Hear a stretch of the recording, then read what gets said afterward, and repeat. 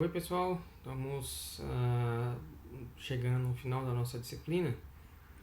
Essa aula a gente vai relembrar, né, o que vocês já aprenderam, na verdade, na disciplina de estatística.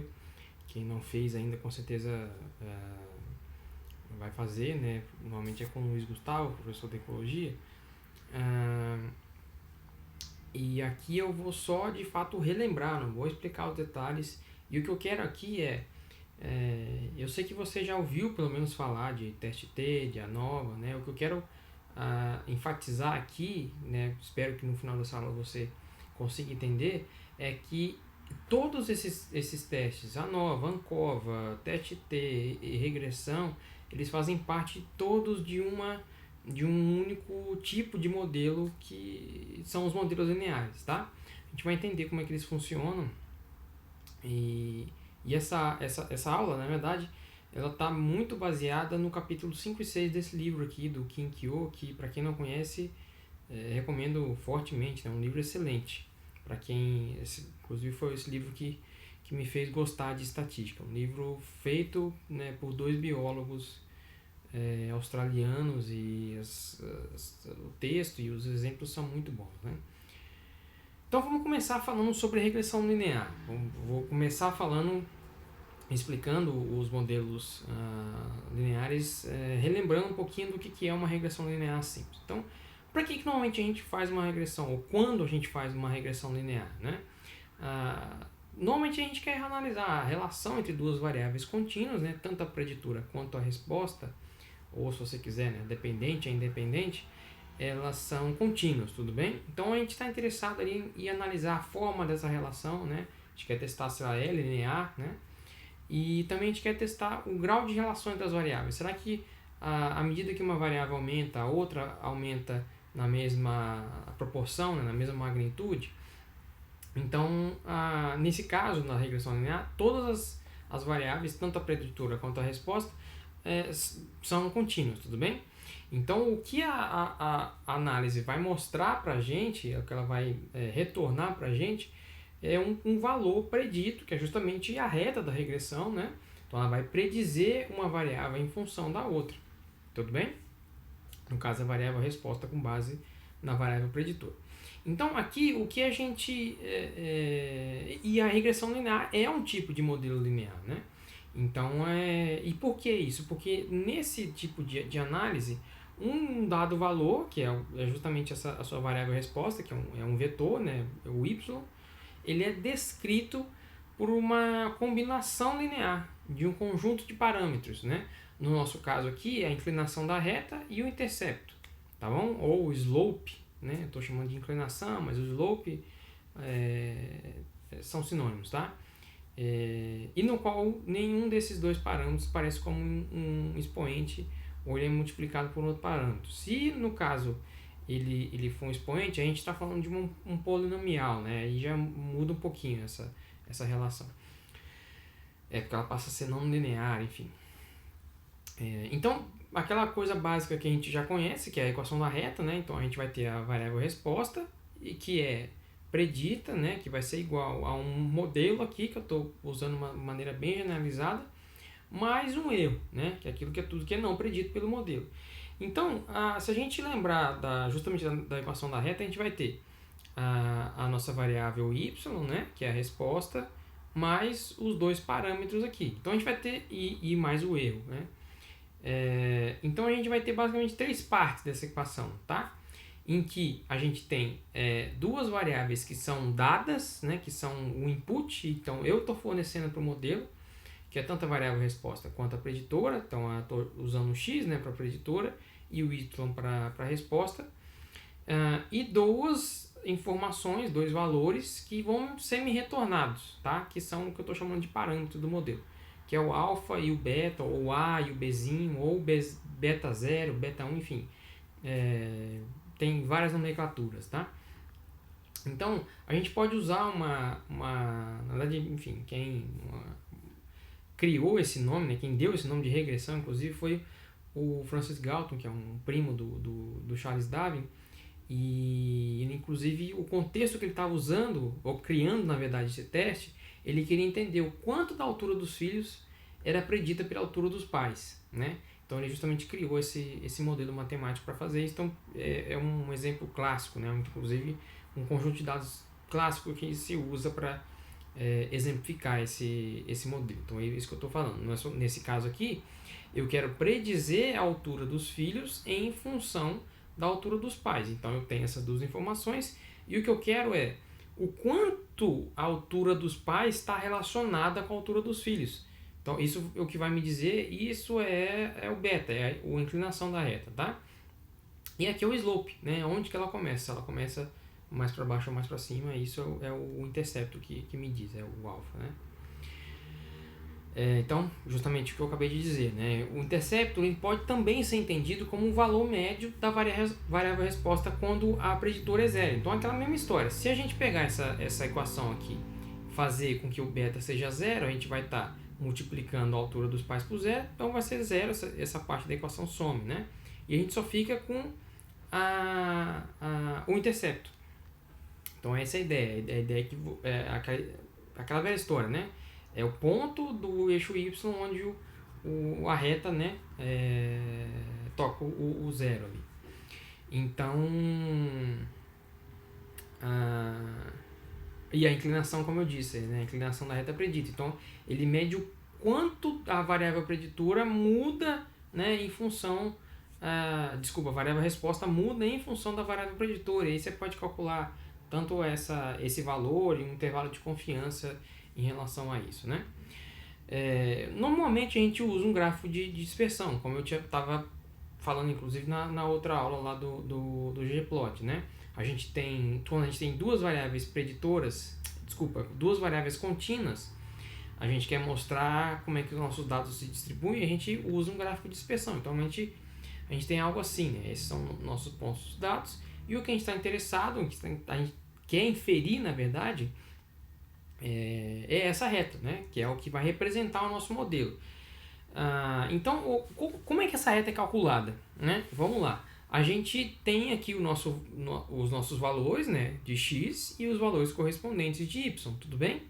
Então aqui, olha só, é como se a gente tivesse aquela história que eu falei, né? O ponto no eixo y onde essa reta toca no zero vai ser a média do y. Então por isso que aparece aqui esse mi, ele quer dizer média, tá? Então a média do y1, enfim. Então é essa a ideia. Então aqui a ideia é que é óbvio que a reta da regressão não vai conseguir tocar todos os valores. Então a ideia é que os valores, os resíduos, né, os erros, eles se distribuam, né, de maneira uniforme ao longo desses pontos, né, em torno da média. Então essa é a ideia, tá bom? E aí como é que a gente faz para testar a nossa hipótese nula? Normalmente na regressão, qualquer teste, na verdade, estatístico, a gente testa a hipótese nula. Então a gente aceita ou rejeita a hipótese nula. Essa é as duas únicas opções que a gente tem, tudo bem? Então, nesse caso, a hipótese nula da regressão é testada se o beta, né, que é o slope, ele é diferente ou igual a zero, tá? Então, a nossa hipótese nula é que ele é igual a zero, né? E aí, se ele for diferente de zero, aí a gente diz que a nossa hipótese, né, a hipótese nula foi rejeitada e a gente tem um resultado significativo. Mas o que isso significa, né? Então, significa que se o nosso beta for zero, isso quer dizer que à medida que o x está aumentando, o y não muda, né? Então a nossa reta vai ser justamente plana, né? Vai ficar reta. Então, se por outro lado ela tiver algum tipo de inclinação ou para cima ou para baixo, quer dizer que à medida que o x muda, o y também aumenta, né? E à medida, se a reta for ao contrário, né? Quer dizer que à medida que o x aumenta, o y diminui, tá? Então o beta pode ser positivo ou negativo, né? E aí como é que a gente representa isso? Dessa forma, né? Então, como eu disse aqui, vai ser o nosso intercepto, né? E aí se a nossa hipótese nula for verdadeira e o x não tiver influência no y, é isso que a gente vai esperar. Nesse caso a gente vai ter duas hipóteses alternativas. Se o beta for positivo, né, à medida que o x aumenta, o y também aumenta. Se o beta for negativo, à medida que o x aumenta, o y diminui. Tá? Então, por isso que a reta fica descendente. E aí, tudo bem, mas aí a gente já sabe enfim, como é que essa hipótese nula é calculada, a gente já sabe como é que mais ou menos como é que esses dados são representados, né? Como que essa reta é construída, né? Como é que eu vou calcular o desvio do meu dado em relação à reta para que ela possa ser ajustada, né? Que eu demonstrei meio que visualmente ali, bem resumidamente para vocês, né?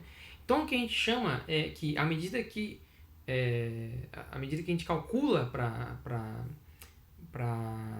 posicionar a nossa reta, né, ela é chamada de mínimos quadrados, tá? Comuns, se você quiser, né?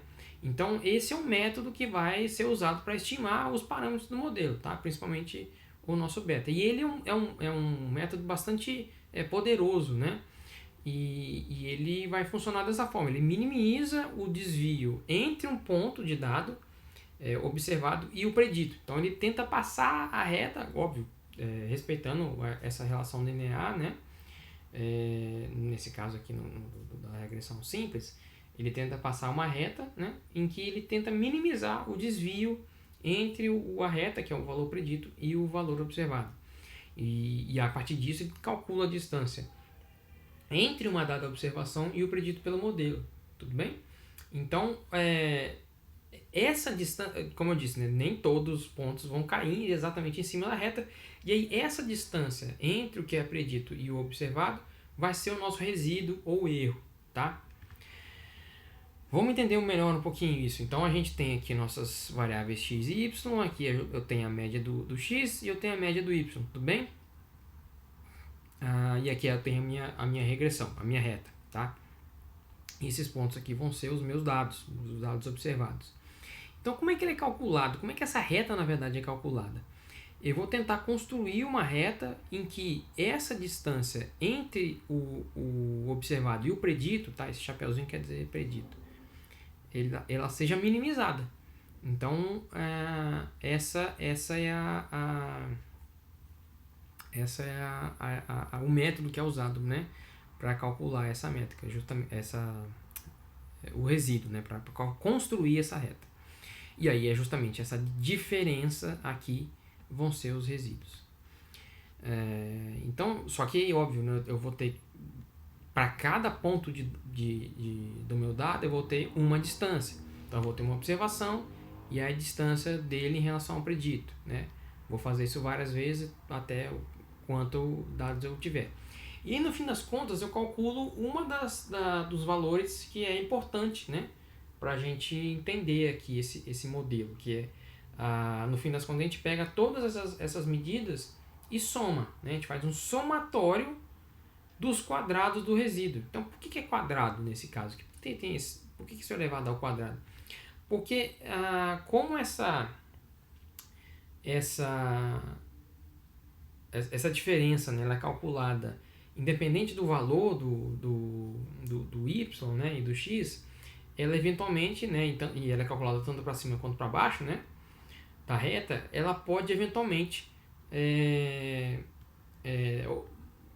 ter valores negativos, né? Então, para sumir com o sinal, né, dessa operação aqui, eu elevo isso ao quadrado, né? Então, aí eu tenho uma soma de um valor elevado ao quadrado, soma dos quadrados dos resíduos, tudo bem? E aí, essa é uma parte da informação, tá? Então, guarda isso. Então, como é que o beta, no fim das contas, ele é calculado? Eu mostrei isso graficamente para vocês, mas existe, claro, uma fórmula também. Então, eu tenho ali o desvio, né, do valor observado pelo predito no y e observado pelo predito no x. Então, não é o observado pela média do x e observado pela média do y. Tá? O predito é o chapeuzinho, como eu tinha dito antes. E aí eu tenho a somatória dessa multiplicação aqui, tudo bem? E aí aqui no denominador eu tenho justamente a diferença entre o observado menos a média do x elevado ao quadrado. né? Essa é a continha que justamente faz com que eu tenha uma estimativa desse parâmetro beta aqui. Por isso que ele está chamando de estimativa do OLS, né? Que é o mínimo ordinary least squares, né? É o quadrado mínimo comum. E aí eu também tenho o estimativa do beta zero, ou alfa, ou intercepto, né? Que é basicamente a média do y, né? Menos esse slope multiplicado pela média de x. E o nosso resíduo, o erro, que é basicamente, aí sim, né? O predito, que essas duas coisas vão ser um vetor, né? Isso aqui é um valor só, isso aqui é um valor só. Que é a diferença entre o predito e o observado. O predito é justamente a reta. E aí também tem uma medida de incerteza em relação a isso. Então tem um erro padrão do beta e o erro padrão aqui do alfa e o erro quadrado. O erro padrão dos resíduos. E aí, naquele conjunto lá do Galton, que ele mediu a altura dos pais e dos filhos lá na Inglaterra, eu peguei esses dados e fiz esse cálculo. Então está justamente esses valores aqui, tá? É o beta, então ele é positivo, né? Então está dizendo que à medida que a altura dos pais aumenta, a altura dos filhos também vai aumentar. Mas essa relação não é lá tão forte assim, né? E aqui eu tenho o valor do intercepto, desculpa, do intercepto, justamente. E aqui o erro padrão e o erro padrão, tá? E aqui, como isso é um vetor, né? Um conjunto de dados, porque é justamente a diferença de cada valor observado por predito.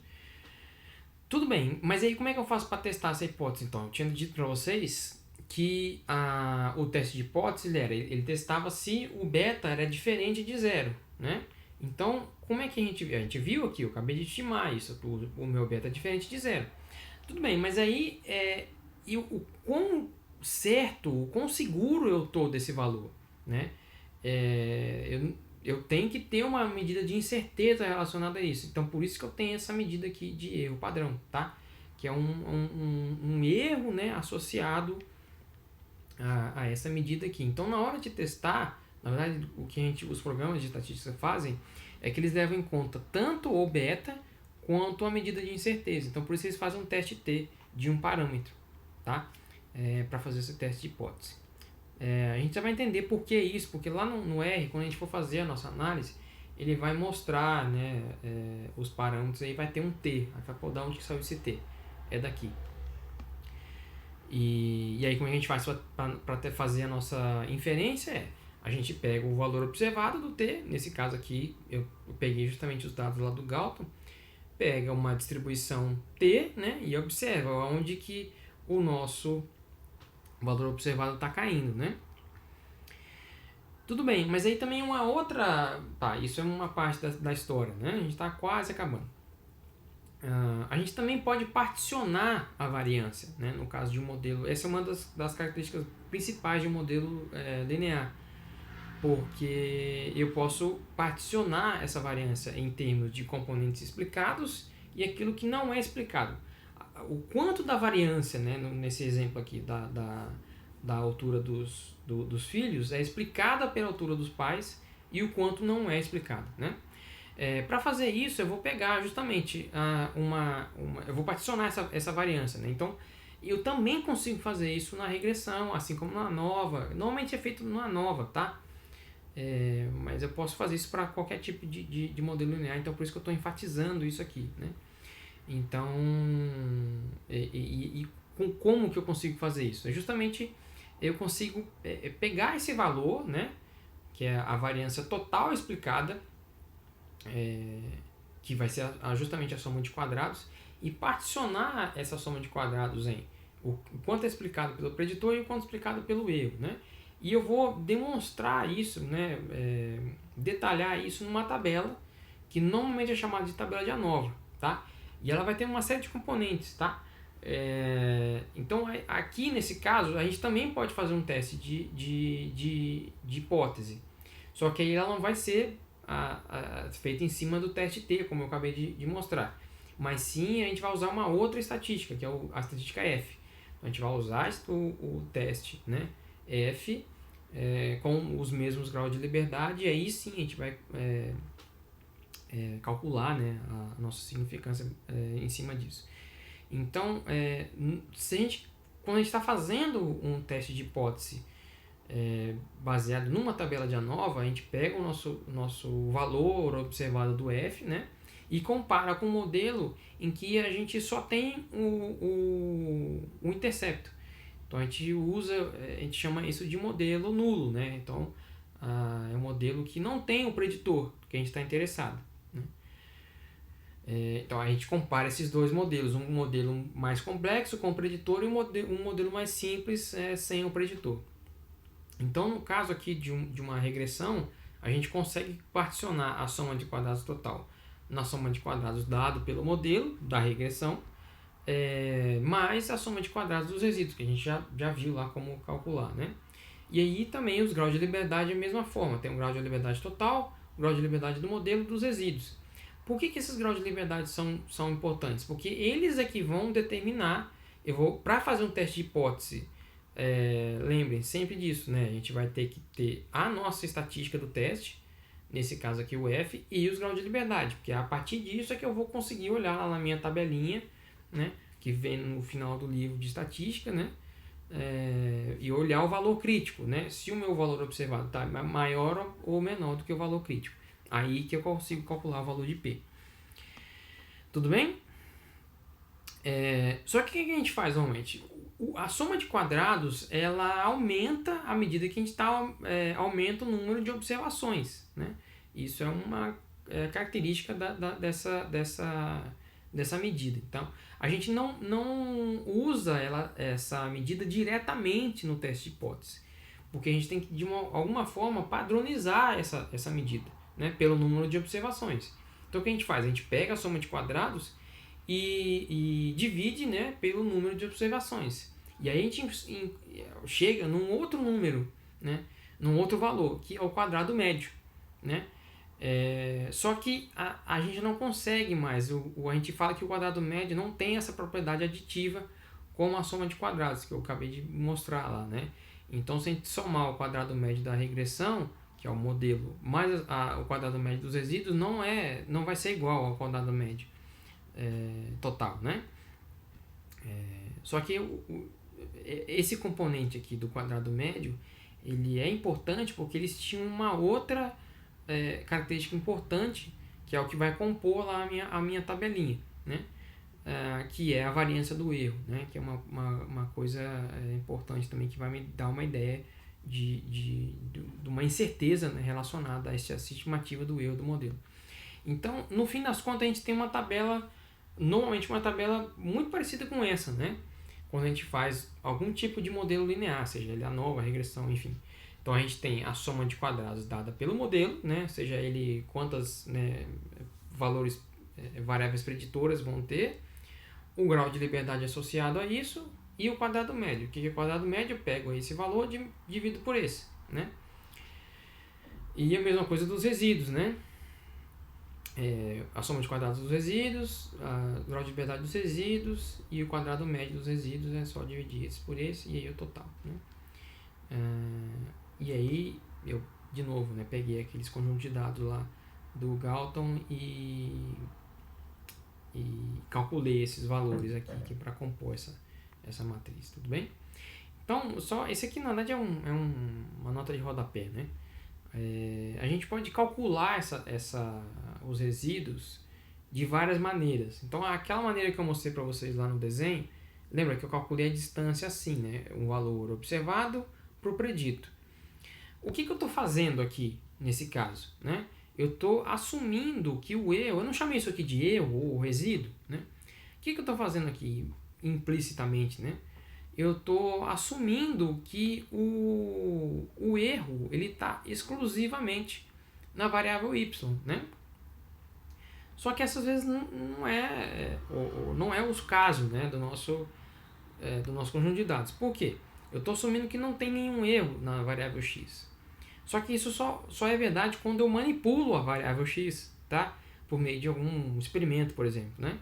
Se esse não é o caso, se eu estou amostrando lá no campo tanto a variável x e o y, eu não tenho controle sobre nenhuma das duas, idealmente você tem que usar uma outra forma de calcular a soma dos quadrados, né? Dos resíduos, que é normalmente essa aqui, que é a soma de quadrados do tipo 2, que a gente chama, né?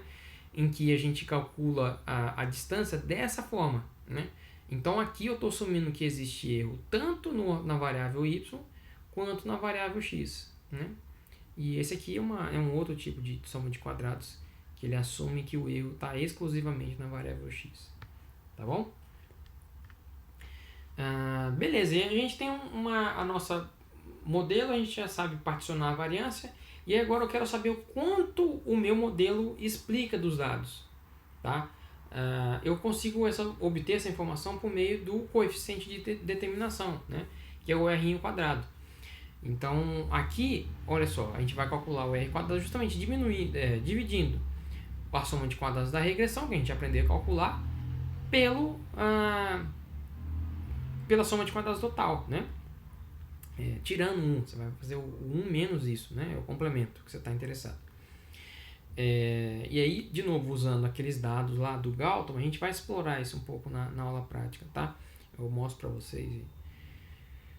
Aí, usando esses dados aqui, a gente chega nesse r quadrado. Então, a gente pode, a partir disso, a gente pode dizer que a altura dos pais explica cerca de 21% da altura dos filhos. Então, essa é a ideia, né? Então, por quê? Porque a gente consegue converter isso numa porcentagem, né? Porque o r quadrado, por essa propriedade aqui, ele varia, né, necessariamente de 0 a 1. Então a gente pode usar isso como se fosse uma escala, né, de 0 a 100, enfim. Isso aqui é só uma brincadeira, né? Às vezes você faz uma regressão e aí dá lá um r quadrado super baixo, né? E aí você fica... leve isso a sério, né? E aí isso aqui está dizendo, ó, não leve a sério nenhuma regressão em que é mais fácil você fazer uma constelação, né? Desenhar uma constelação do que achar algum padrão, né? É só uma besteira. Enfim, e aí a gente também tem alguns pressupostos importantes, né? Que a gente deve testar, porque só a partir daí que a gente vai poder de fato interpretar os nossos resultados desse modelo. Porque primeiro a gente precisa saber se a gente pode confiar nos parâmetros estimados pelo modelo. Como é que a gente vai saber isso?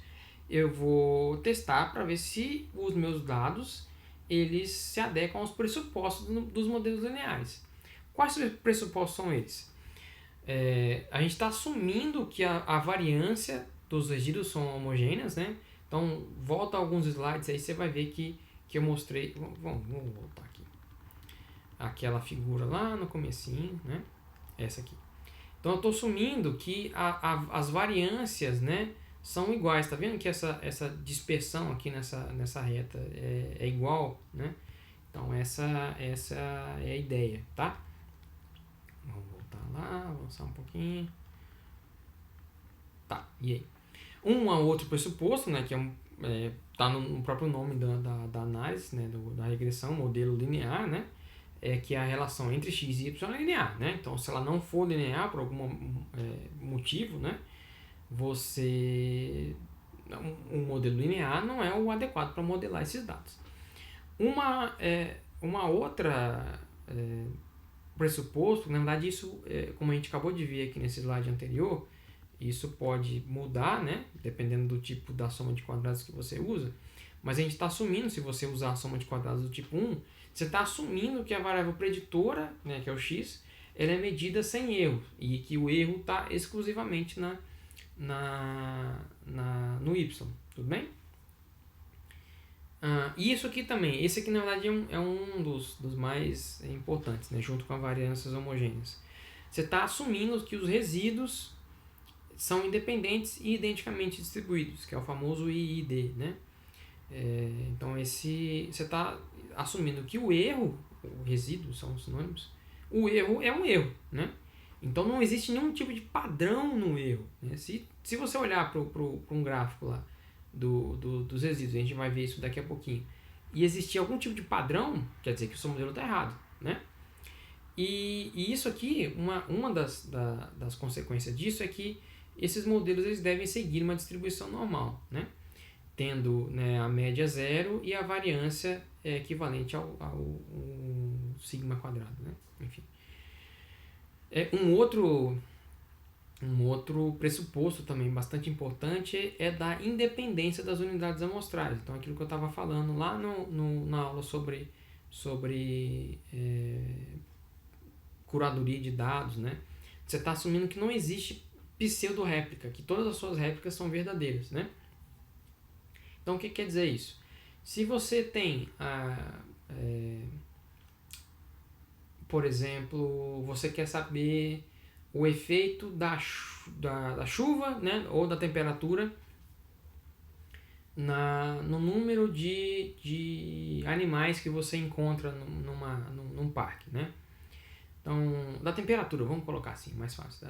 O efeito da temperatura no número de animais que são avistados no parque. Então, você vai lá um dia, mede a temperatura, vê quantos bichos você viu. Aí você vai no dia seguinte, temperatura, bichos, assim por diante. Você faz isso vários dias seguidos, né? Nesse caso, o que acontece? Será que a temperatura do mês de julho é mais parecida? Imagina que você faz isso por um ano, né?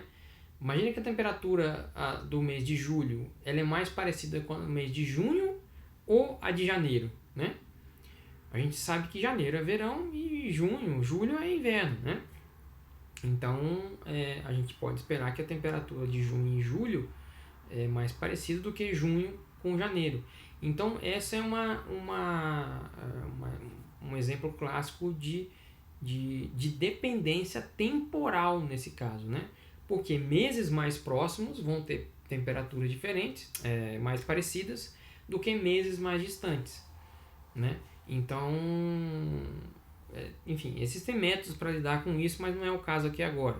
O ponto é que você tem que, se você usa um modelo linear simples, como esse que eu acabei de mostrar para vocês, você está assumindo que você tem uma situação diferente dessa, né? Se você quiser saber um pouquinho mais sobre isso, recomendo tanto o livro do Gotelli Ellison, que tem tradução em português. Se você quiser ir um pouquinho mais a fundo, tem tanto o livro do Zar quanto do King Kyu. Ok, mas e aí? Como é que a gente faz para diagnosticar isso? Como é que a gente faz para saber se eu posso ou não confiar nos parâmetros, né, estimados pelo modelo? Então, eu posso fazer uma diagnose dos resíduos. Então, eu tenho basicamente 4 gráficos, né, que vão me mostrar se eu tenho homogeneidade de variância ou não, se os meus resíduos seguem a distribuição normal. Na verdade, isso aqui também esses dois gráficos mostram basicamente a mesma coisa, só que os resíduos são padronizados e outro não, enfim. E se eu tenho algum outlier, tá? Então, a gente vai exemplificar isso também na aula prática, mas eu consigo fazer isso, né? Eu consigo mostrar esses 4 gráficos lá no R. Então, aqui eu tenho os meus resíduos, né? Plotados em T em função dos valores preditos. E aqui eu tenho uma linha uma linha de tendência, e a ideia é que essa linha, se para eu confiar no meu modelo, essa linha tem que ser reta, né? Se ela tiver algum tipo de padrão, ou para cima ou para baixo, ou uma coisa um pouco mais estranha, aí tem uma coisa, né, errada. Aqui é a mesma coisa, eu tenho essa linha pontilhada que quase não dá para ver aqui, né? E eu tenho esse monte de ponto aqui que está em cima dessa linha. Então, isso também está indicando para mim que os meus dados têm uma distribuição normal, né? E aqui é a mesma coisa, né? Eu não tenho problemas com o outlier. Então, quer dizer que o meu modelo está ok, então eu consigo interpretar. Eu posso, né, interpretar os parâmetros e o valor de P, da significância. Então, é isso. Se eu tiver alguma coisa parecida com isso nesse gráfico aqui, né, que é o resíduo versus o predito, se eu tiver uma coisa assim, né, isso quer dizer que os meus dados meus resíduos são normais, eu consigo interpretar um modelo. Se eu tiver uma coisa assim, isso já está indicando que tem uma coisa errada, que provavelmente meus dados, essa relação entre a variável preditora e a resposta, ela é não linear, né? Se eu tiver uma coisa assim ainda, ela está indicando que minha relação é quadrática, né? Então é uma relação uma relação unimodal, né? Então à medida que a variável x aumenta, o y aumenta, só que até um ponto, e depois o y começa a diminuir. Então faz uma parábola, né? E isso aqui, né, indica a heterogeneidade de variância, parece um canhão, né? Porque a variância aqui está bem pequenininha, só que à medida que o y aumenta, a variância aumenta. Então, tudo isso é problemático, tá? Né? Então, tanto o fato dela não ser não linear, quadrático, ou ter algum tipo de heterogeneidade de variância. Então, isso você deve prestar atenção nisso e, enfim, tentar corrigir isso no seu modelo antes de interpretar os resultados. Beleza. Então, a gente já sabe eu relembrei, na verdade, o que é um modelo linear para vocês, expliquei como é que a gente decompõe a variância, né, a soma de quadrados total, etc. E expliquei também como é que a gente faz o teste de hipótese, né? Ok, mas e eu exemplifiquei isso, na verdade, começando com uma regressão, usando aquele exemplo do tamanho dos pais e dos filhos, altura, né? Ok, mas e aí? Como é que eu posso convencer vocês de que um teste T, uma nova, uma ANCOVA, todos isso são modelos lineares, né? Eu não falei para vocês que no caso da regressão a variável preditora e a resposta eram contínuas, né? E se eu tiver o meu x, ao invés de ser contínuo, ele for um fator, né? Imagina aqui que eu tenho, ao invés de testar se a altura dos pais prediz a altura dos filhos, eu tenho o sexo, né? Será que meninas são maiores do que meninos, né? Então, nesse caso aqui, a minha variável preditora é um fator. E aí eu posso computar, né, descrever esse fator com 0 e 1. Né? Se eu fizer isso, olha só, eu também consigo calcular a média desse grupo, e calcular uma linha entre esses dois, entre essas médias.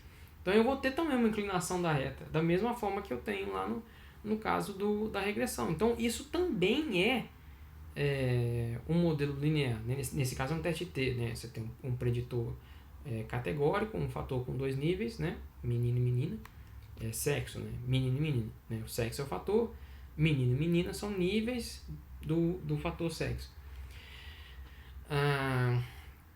No caso da nova, a única coisa que vai mudar é que você, ao invés de 2, você vai ter mais um grupo, né? Então você tem 3 ou mais níveis, né? Você tem um fator com 3 ou mais níveis. Então essa é a ideia, né? Isso é a única diferença, né, entre esses modelos. Então a gente diz que todos esses modelos eles podem ser descritos por aquela mesma equação da reta, né? A única coisa que vai mudar é a maneira como você codifica o seu x. Se o x for contínuo, regressão. Se o x for uma variável categórica, né, e um fator com 2 níveis, teste T. Se o x for um fator com 3 ou mais níveis, a nova, etc. Né? Essa é a única diferença. Né? Então, e como é que a gente faz? Isso é um detalhe, tá? Como é que a gente faz para codificar isso? Né? A gente usa essa variável dummy numa matriz chamada matriz desenho, né? Que vai indicar justamente o pertencimento de uma dada unidade amostral, né, a esse grupo, né? Então eu tenho essa unidade amostral aqui, ele é um menino ou menino? Se for menina, 0. Se for menino, 1, né? E assim por diante.